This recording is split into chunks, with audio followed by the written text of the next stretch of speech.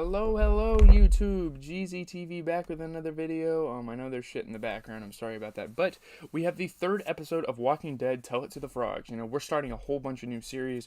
I'm really excited. We're going to start Dexter today. I know it's going to be a lot for the channel, but hey, we need some new TV shows. We need to start watching them. I'm leaving for college here in a couple of days. My dad might miss out on some episodes. Hopefully he's going to watch them along with me some nights. When I'm off at college, I'll just text him when I'm watching them, and he can watch them as well, just so we can keep caught up. The Walking Dead's not one of the series he watches, because it's a little squirmish, kind of gross, grotesque, if you will. He's not the type of guy that likes the blood and guts and all that stuff. He's very, I don't know what to call it, very vulnerable to blood. I kind of am, too. There are some scenes in The Walking Dead I've been watching where I'm like, oh my god, what the fuck? How can anyone sit through this with a smile on their face?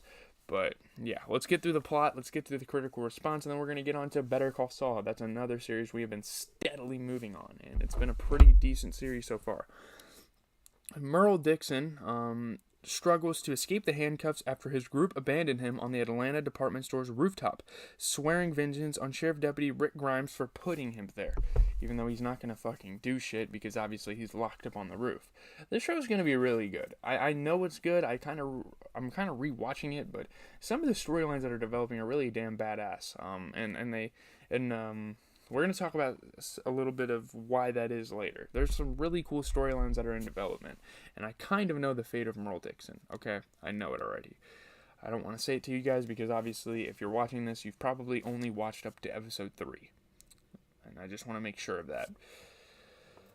He starts to beg for God's forgiveness when walkers start trying to force open the rooftop door. In a TV show or in a movie and film, whatever, when a character is on the verge of dying and in a life or death, really dangerous situation. Why is this wing here? It makes it look fucking weird.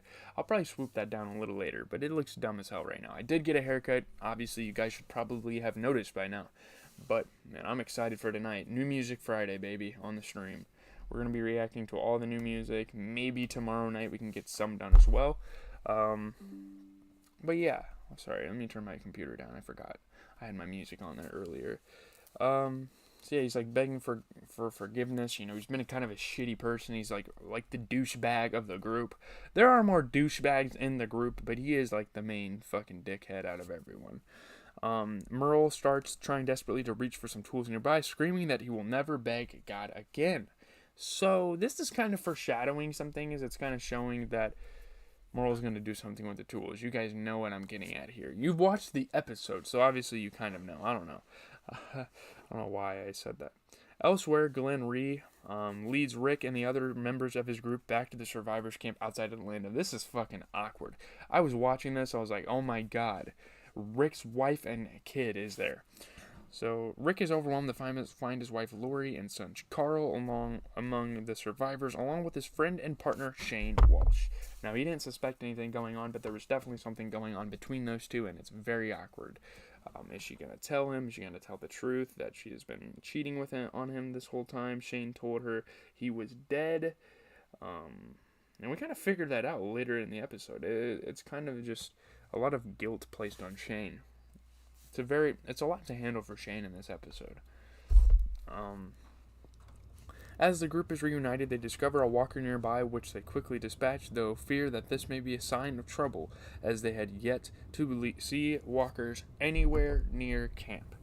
So yeah, if there's one walker coming to the camp, that's definitely signs of more, and they're starting to get scared. They're starting to maybe think that they need to relocate, possibly. But as of now, it's just one walker, so they are chilling. We meet a character. Merle's brother, Daryl Dixon, one of the better characters of the entire series, played by Norman Reedus, great actor, returns from hunting to learn of Merle's fate and becomes furious at Rick. He's this newcomer guy. He's kind of the rookie out of the group, so he kind of starts digging into him. He's like, why the fuck would you leave my brother behind? You're the one that handcuffed him. But then again, T-Dog was part to blame because he dropped the keys down the drain. So, Feeling guilty for leaving Merle handcuffed as well as wanting to retrieve his bag of guns, Rick arranges a rescue group, including Daryl. So obviously Daryl's going to want to come and rescue his brother. So the group is returning back to Atlanta. And so this is going to be a really big storyline. Again, this is the reason why I love this series so much, is because there's so many cool things that happen, like the fact that they're going back to Atlanta and they're going to have to fight through these zombies. I mean, the kills are badass. Obviously, the CGI is not up to speed with today's movies, even though it only came out 12 years ago. The CGI is pretty cheap. Not going to lie. Maybe as the series continues, I mean, there are 11 seasons. It just ended, like, not too long ago. There could be some better computer effects, but...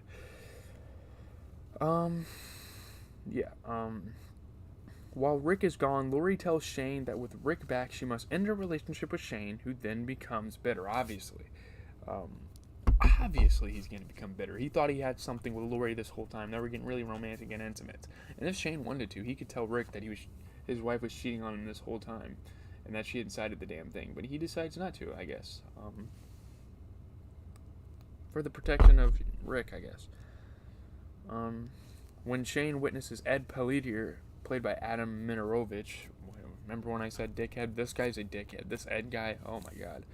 Striking his wife Carol, played by Melissa McBride. She's a pretty good actress. I really liked her in this show.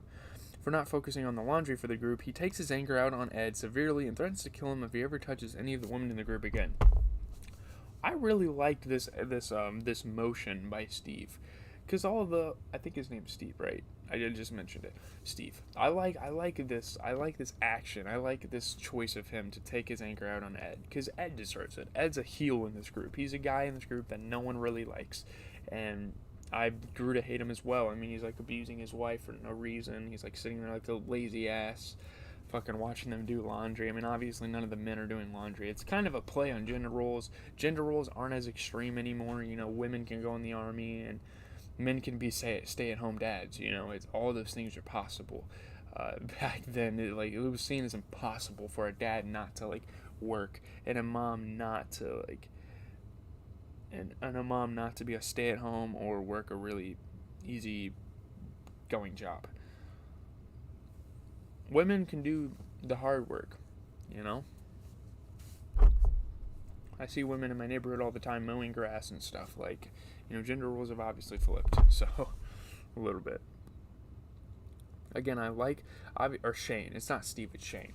I think it was inappropriate to do that much to Ed, but honestly, I would have rather him killed him. Some of the beatdowns in some of these TV shows, I mean, my God, they're gruesome. Breaking Bad, Walking Dead. AMC has no remorse for anything. When a character gets beat up, they really get beat up. Sorry.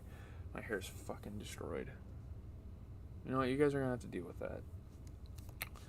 Meanwhile, Rick's group arrives back to the department store in Atlanta and make their way up to the rooftop, finding Merle apparently gone. So there's one of two things that happens. A, he either escaped, or B, he got eaten up by walkers and drug away. There's no walkers up there.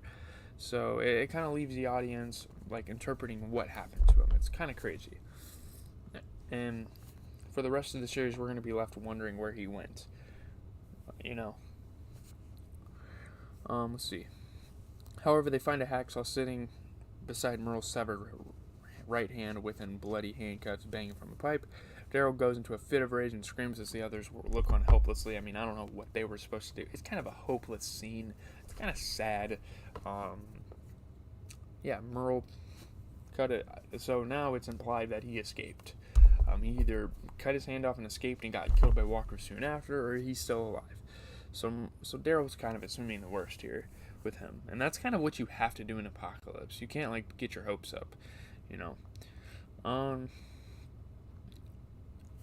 The AV Club graded this an A-, a key episode in setting the tone for the first season. It's a good episode. It did just about everything it needed to do. It deepened characters, strengthened relationships, laid out future conflicts, and gave its cast more to do. Best of all, it returned to the slower, more thoughtful pace of the plot, which a lot of people liked. 8.5 out of 10 on IGN. The episode's a big rebound from the somewhat lackluster second installment, offering a much more intense and engaging story. So yeah, I think it's a pretty damn good episode. I'm really excited to continue to watch through this series. There's a lot of storylines getting brought up, and the plot is just pretty amazing. There's a lot of unique things from normal cliche zombie movies. That's it, guys. Have a good rest of your day. I have a